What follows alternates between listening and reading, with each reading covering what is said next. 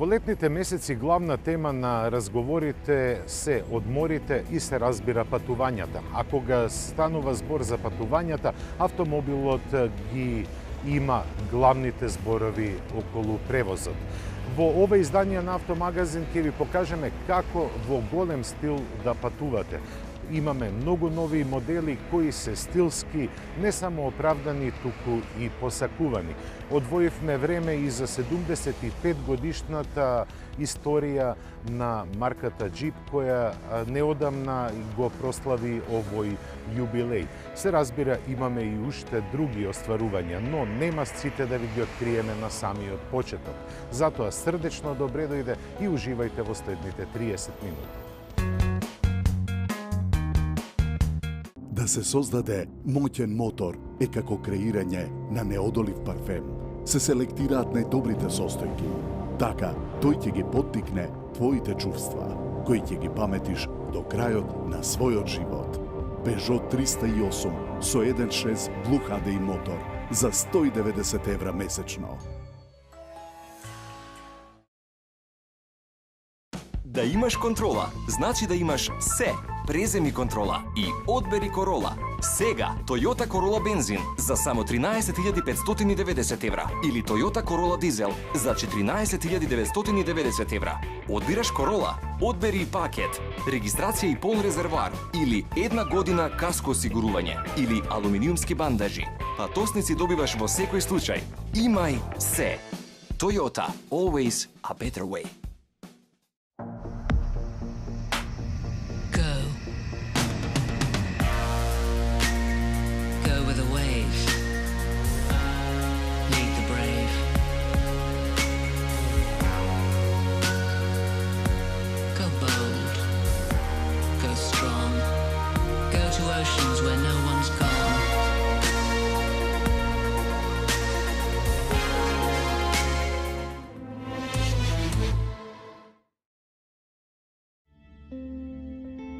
Запознајте ја новата звезда во флотата на Mercedes-Benz. Новата Е-класа, која го прави секое ваше патување. Патување во прва класа.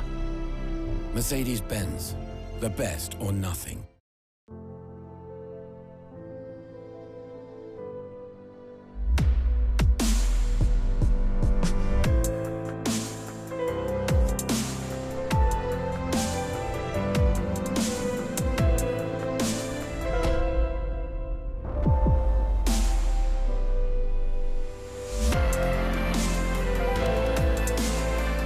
Designed with a little more attitude. Mazda 6.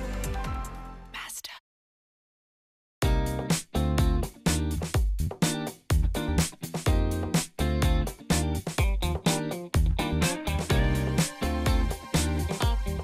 За ситуациите во кои што сте без решение, земете семеен пакет Одличен 7 од Евроинс. Пакетот вклучува патничко, домаќинско осигурување и осигурување од незгода. Одличен 7. Квалитетно осигурување за квалитетен живот.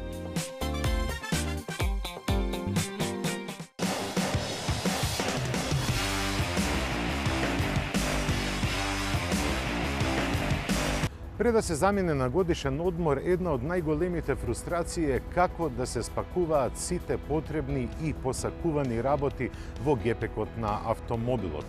Мерцедес нуди ново решение. Не е никакво револуционерно, но новата едиција на Т-моделот од Е-класата ќе ви понуди не само многу простор за патниците, се разбира и за сите летни гаджети кои се неопходни за плажа и околу плажата, туку ќе ви понуди исто така и патување во голем стил.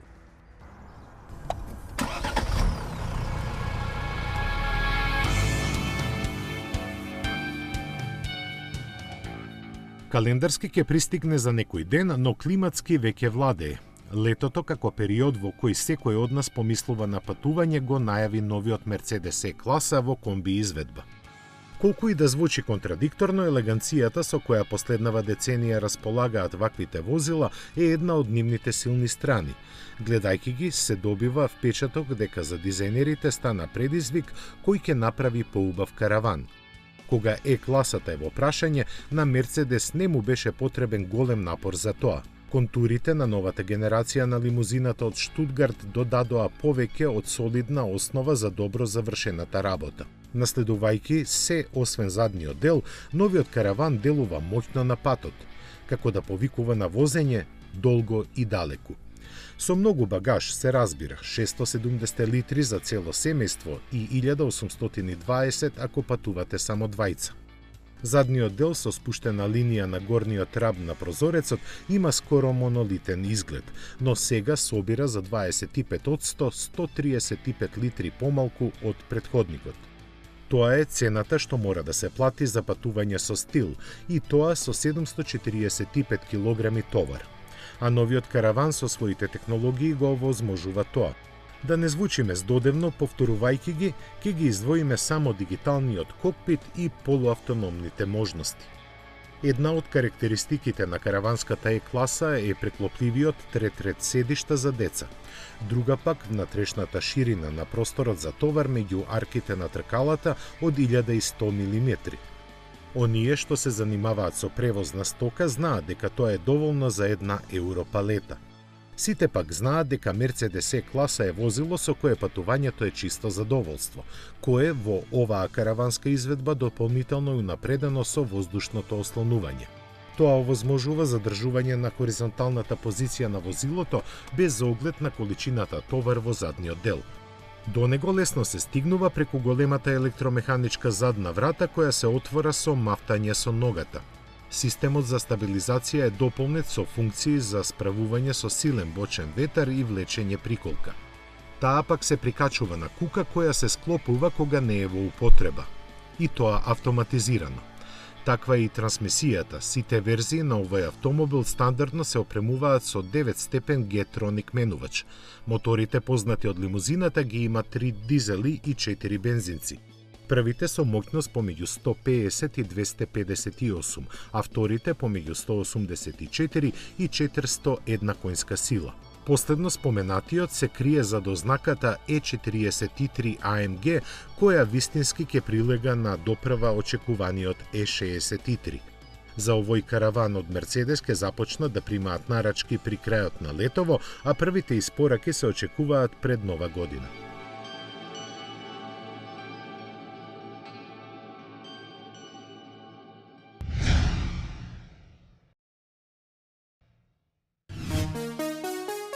Двосет караван, и тоа е можно. Со изненадувачки полукружен маневар, јапонците ни ја сервираа дизајн студијата Toyota GT86 Shooting Brake. Обмислена во Австралија, но направена во Јапонија, неа светот ја доживува ни повеќе ни помалку туку како двосет караван.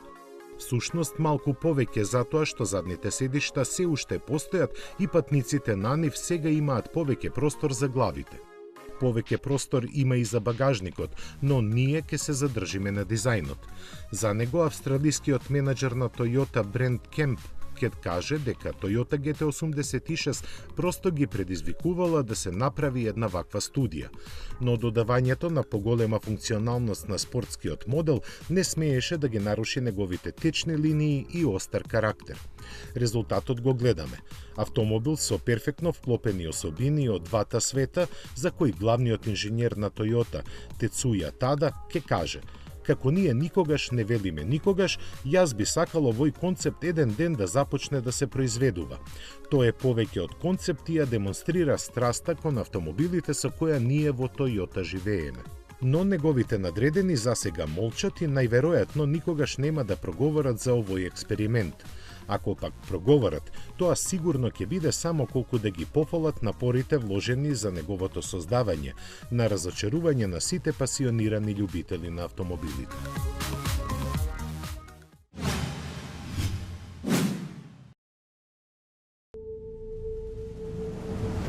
Во очекување на Model 3, Tesla Motors пушти во продажба поевтина верзија на Model S. За неа купувачите ќе треба да платат $66,000 без пресметани владини субвенции. Помала е и автономијата која овозможуваат батериите од 60 киловат часа. Таа изнесува 320 км, бројка која е многу блиска до онаа на Модел 3. Заради тоа и може да се заклучи дека ја има истата електрична погонска група, а таа на Модел S60, како што е ознаката на новата поевтина изведба на електричната лимузина, ќе овозможува забрзување до 96 км на час за 5,5 секунди. Од останатите поскапи изведби ќе се разликува и потркалата од 19 наместо 21 инч, кои чинат дополнителни $4.500, и автопилотот од $2.500 и умното воздушно ослонување од исто $2.500 се опционални.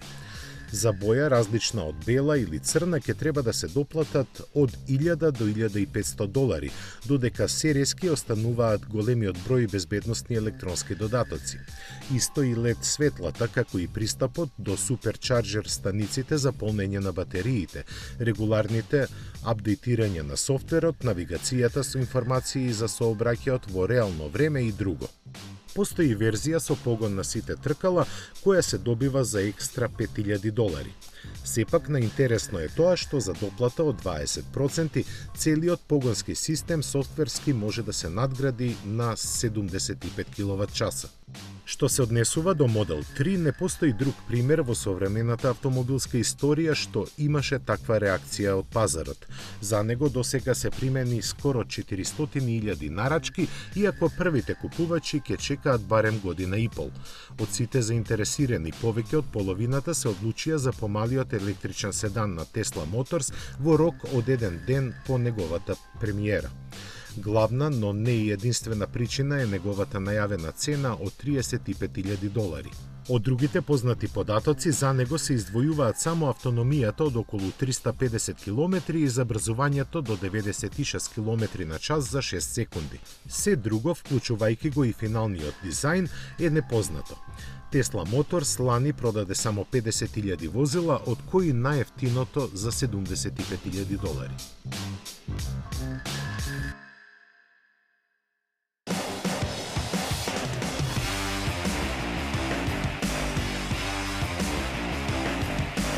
Една од најпосакуваните туристички дестинации се Карибите, особено најголемиот карибски остров Куба. Еден од најпосакуваните автомобили во светот е Ауди. Синергијата на овие две желби не однесе токму на Куба и токму на возење на моделот Q2, кој е мини кросовер. Ние не бевме за жал таму, но ви ја пренесуваме атмосферата од првата воопшто организирана автомобилска презентација на Куба.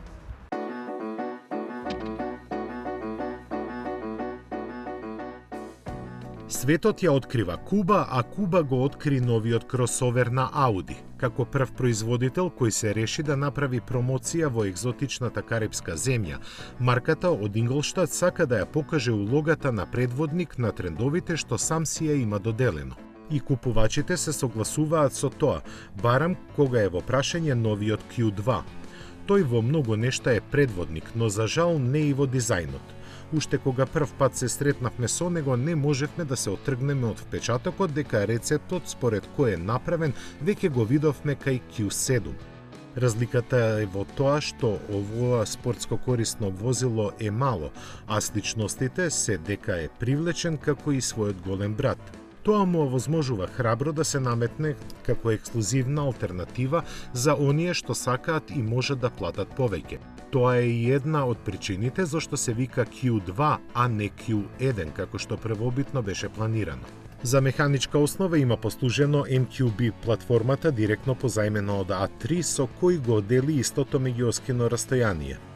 Поголем дел од понудата се состои од варијанти со погон само на предните тркала, но кватро технологијата не е запоставена.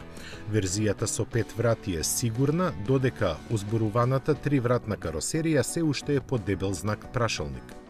Колку се реални шансите да се појави ќе дознаеме веќе летово, откако Q2 ќе се најде во продажба. Тогаш ќе ги знаеме и цените, сега ги знаеме само моторите со кои ќе биде понуден. Изненадување е најмалиот бензински со 1 литар работна зафатнина и 116 конски сили, додека оние од 1,4 и 2 литри со 150 и 190 конски сили беа очекувани. Со идентичен број коњи располагаат и дизелите од 1,6 и 2 литри. 6-степената трансмисија е стандард, а 7-степениот S-Tronic опција за сите мотори. По спортските S и RS верзии на Audi Q2 се посакувани и очекувани за разлика од хибридот, кој е тешко веројатен барем на почетокот на неговиот живот. А тој треба да му започне со стил, иако е најмалото спортско корисно возило во гамата на Audi. Младешки ориентиран, најновиот јуниор на марката со 4 прстени треба да наметне засилено темпо на заокружувањето на Q семејството на марката. Исто како Купидон со својата стрела, на оние кои досега гледаа настрана и им испраќа моќна порука дека е тука. На германците им требаше долго време да се решат да го подготват, но сега тој ќе има и задача плюс, да помогне во враќањето на разнишаниот имидж. Според она, со што е потполнет, сигурни сме дека уште на стартот на продажбата ќе зеде голем пазарен замав, а токму тоа во Ауди и го очекуваат.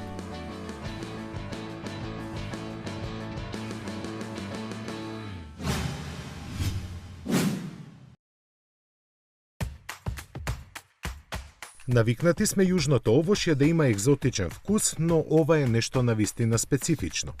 Карактеристика на скоро сите автохтони возила на латиноамериканските пазари е дека иако имаат некое актуелно и за нас познато име, дизајнерски доста се разликуваат. И тоа до толку што често никако не може да се поврзат со својот истоименик што се среќава по европските патишта. Едноставно тие се приказна сама за себе, иако првиот впечаток не изгледа така. А првиот впечаток за малиот K+, кој Форд го подготви за лансирање во Европа, е дека се разликува по многу нешта од својот претходник без плюс во името. Токму плюсот треба да ни каже дека колку и да е сличен, сепак не е истиот оној K што се продава таму некаде преку океанот. Во споредба со него малку се разликува по дизајнот кој му е посмирен и благо поотмен. Стилски добро е обработен од дизајнери на Форд и има некои ретро црти во кои корпоративната маска одлично се вклопува.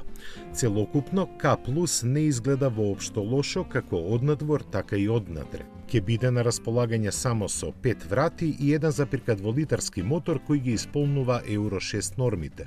Има 70, односно 85 конски сили и спарен со 5 степен мануелен менувач, подесен е за економично возење. Тоа значи дека од K+ не треба да се очекуваат никакви перформанси. Тие, како и багажникот од 270 литри, би биле сосема доволни за непречено присуство во оваа класа. Во неа го сместуваат и габаритите кои се помали од оние на Фиеста, како и цената која му е поставена на 9.990 евра во Германија, односно 8.995 фунти во Велика Британија.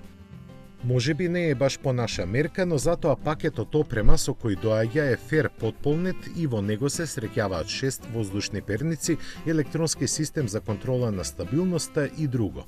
Некои нешта сепак се опционални во зависност од пазарот, кои ќе дознаеме кога ќе му започне продажбата за некој месец.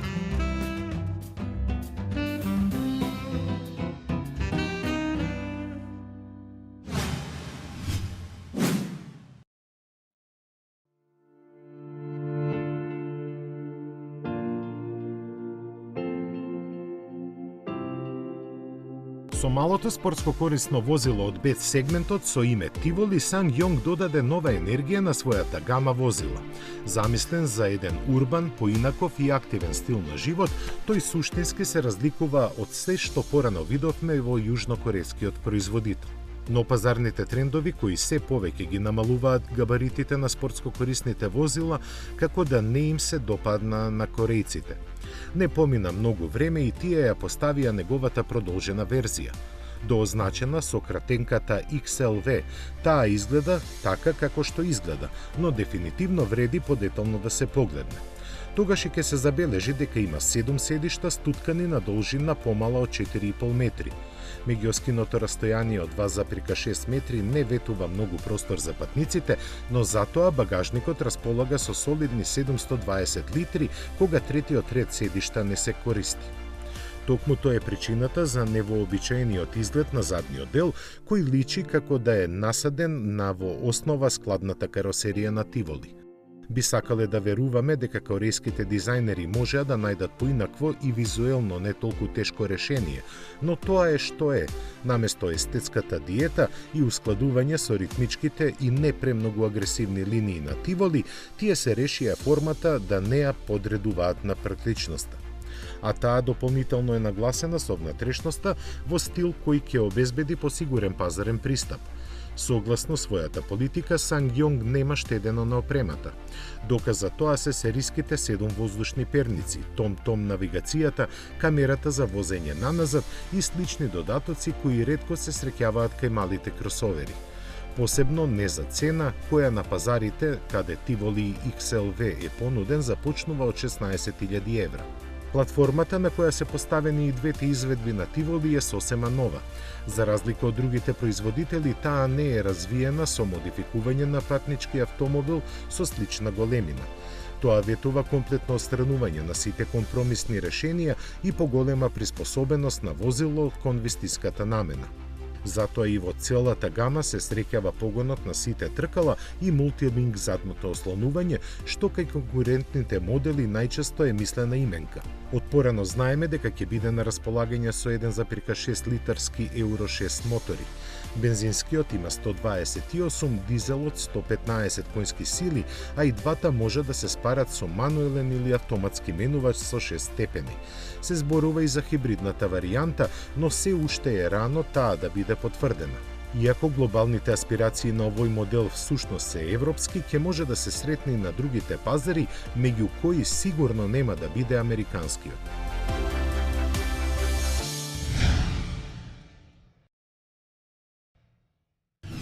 1941 година светот беше во пламен. Виорот на Втората светска војна беше распространет на целата планета, а тогаш Пентагон, односно американската влада, побара да се изработи специјално возило кое ќе ги задоволи потребите на американската армија. Треба да биде модуларно, треба да поминува низ тешки предели, во голема мерка да се вози вон асфалтот, но да има и способност да помине низ вода. Джип одговори на овој предизвик и не ни сонуваше дека од малиот Вилис, кој беше тогаш промовиран 1941 година, ќе се створи посебна класа на возила кои се извонредно интересни за сите љубители не само на теренските возила. Да не заборавиме дека од теренските возила настанаа и многу класи, како што е класата на спортско корисни возила, на кросовери и да не набројуваме понатаму. Во 75 годишната историја на Джип, овој производител успеа да стана не само основоположник на теренските возила, туку и да биде двигател за развојот на истите.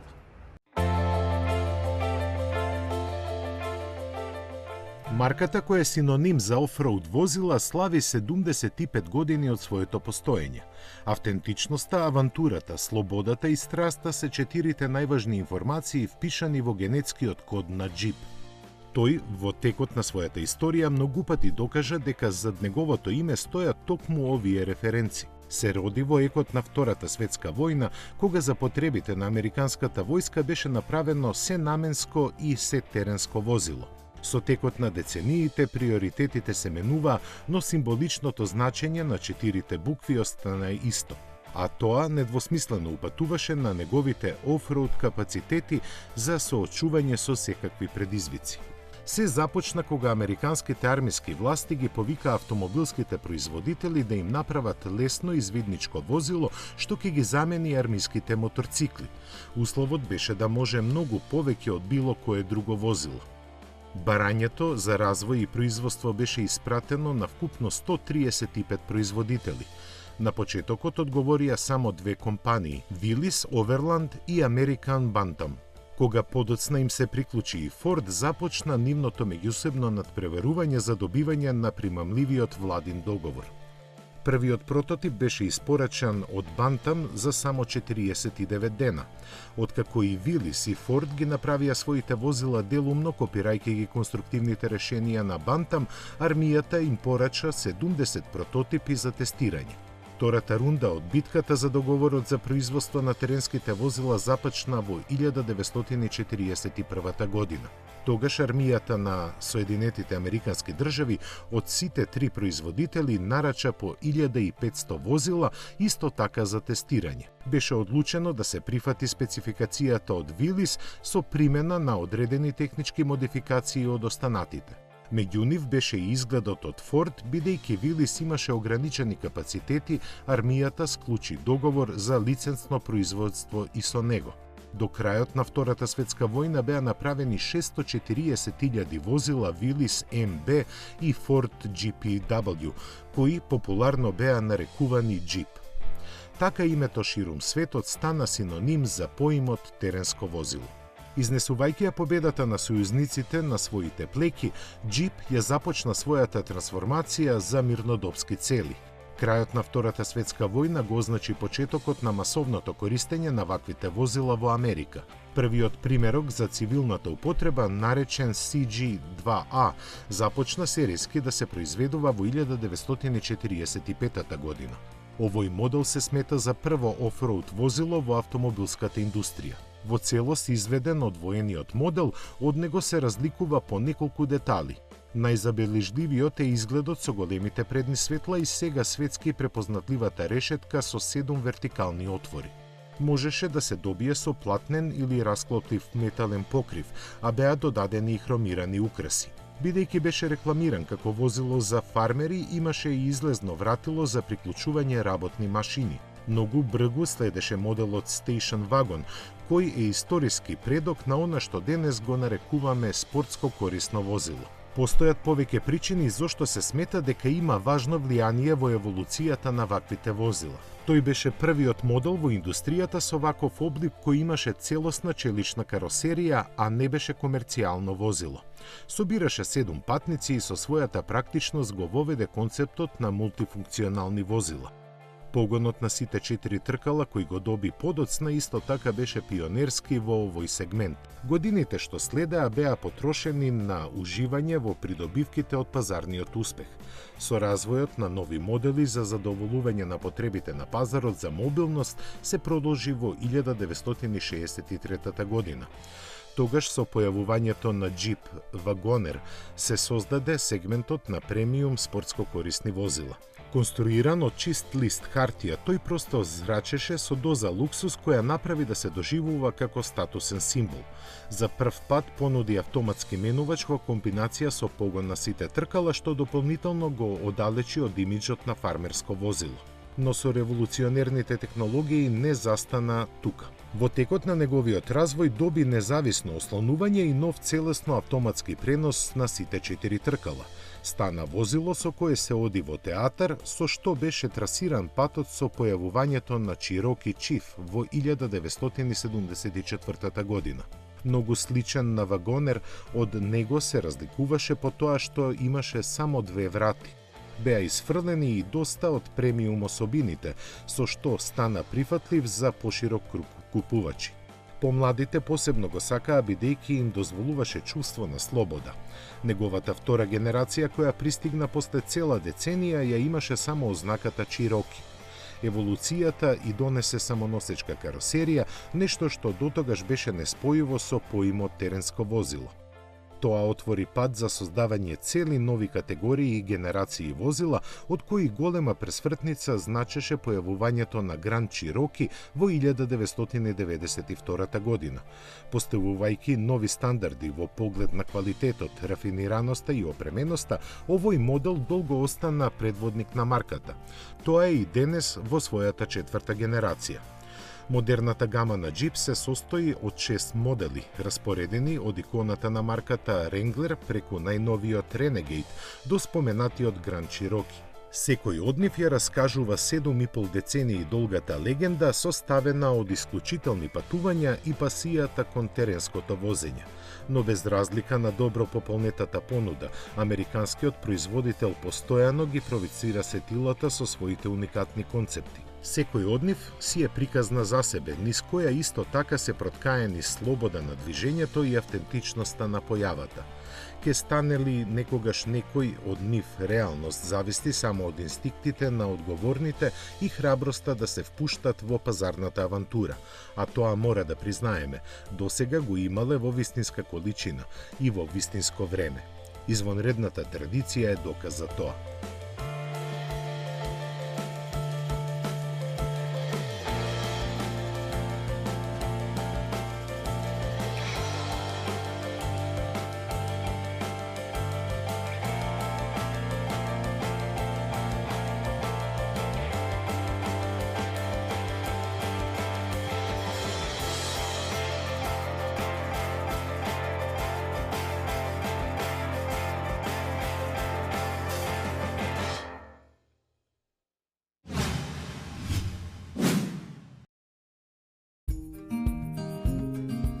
Сте се запрашале ли како автомобилите ја добиваат својата боја?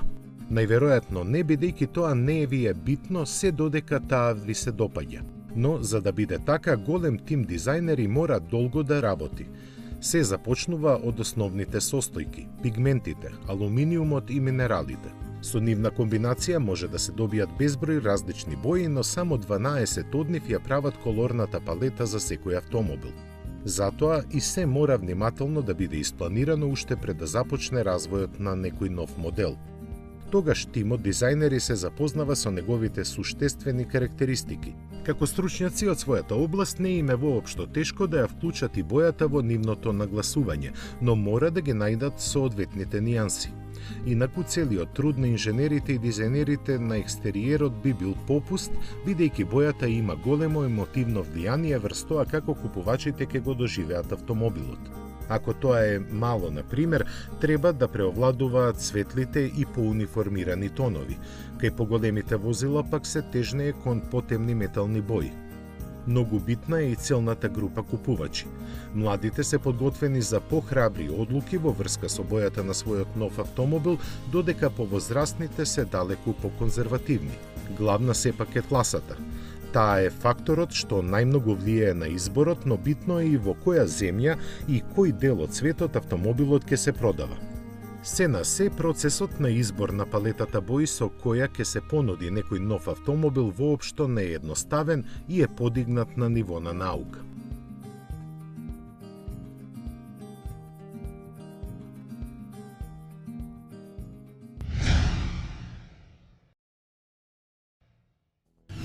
Дали возилото да биде караван, седан или лимузина, дали да биде спортско корисно возило или класична форма на автомобил, дали да има погон на сите тркала или дали да има дизел, бензински или електричен мотор, дали да биде црна, сина, зелена, жолта боја, тоа ќе оставиме да го одлучите вие. Нашето беше да ви ги презентираме сите можности кои се на располагање. И тоа го направивме во ова издание на Автомагазин. Јас ве поздравувам и ви закажувам следна средба за 7 дена. До тогаш уживајте и пријатно.